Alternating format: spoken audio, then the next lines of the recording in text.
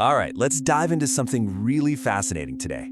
We're going to explore this ancient map of our inner world, a concept that's been called our inner architecture. And you know what? It might just be the key to helping us make a little more sense of our kind of crazy modern lives. You know that feeling, right? When you just feel out of sync, but you can't exactly pinpoint why. It's like you're a little off balance, maybe emotionally, maybe your head just feels foggy. You just know something isn't quite right, but putting your finger on it, impossible.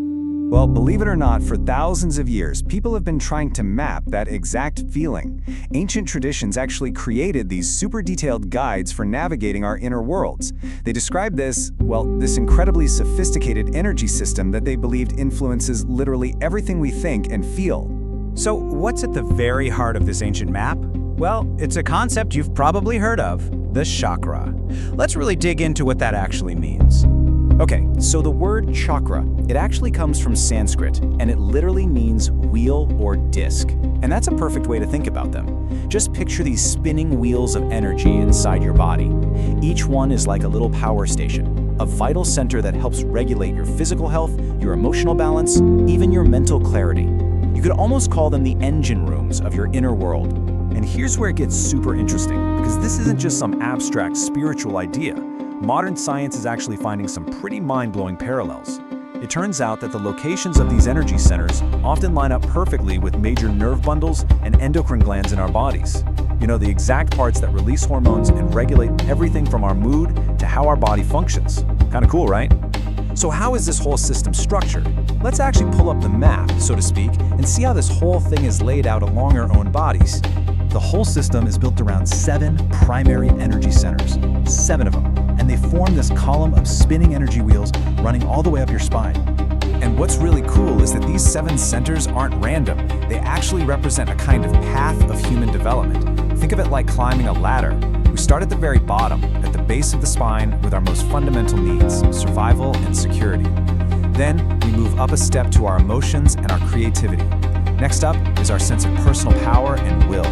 From there, we reach the heart, our center for connection and compassion. Moving higher, we get to our ability to communicate and speak our truth.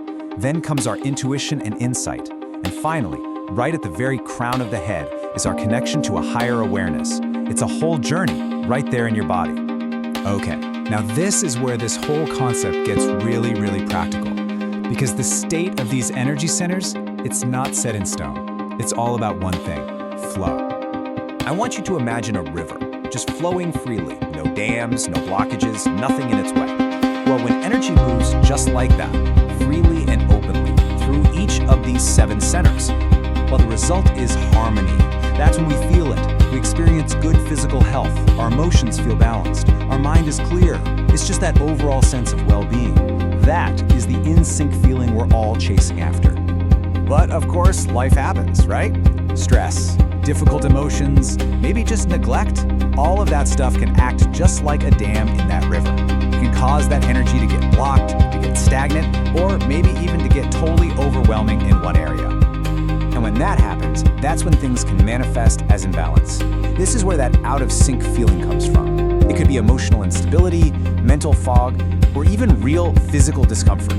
So, for example, a blockage in the throat chakra, that's the communication center, might show up as you having a really hard time speaking your truth, or just feeling like nobody's actually hearing you. So, what are we supposed to do with all this information? This is where we shift from theory to practice, where this becomes a really useful tool.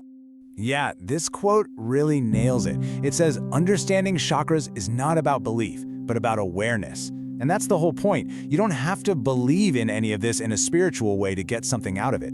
The real power is just using it as a lens, a way to become more aware. Think of it more like a framework for just checking in with yourself. It's a map to help you notice your own patterns. So instead of just feeling insecure, you can ask, okay, why do I feel insecure? Maybe I need to look at my foundations, my sense of stability. Or why am I struggling to speak my mind? Well, maybe that's a clue to look at your communication patterns. It becomes this incredible guide for self-observation, for helping regulate your emotions, and for spotting where you might want to grow. So, we'll leave you with this final thought to chew on. What if you started seeing your feelings and your behaviors not as just random things that happen, but as clues, as part of a bigger, interconnected system inside you?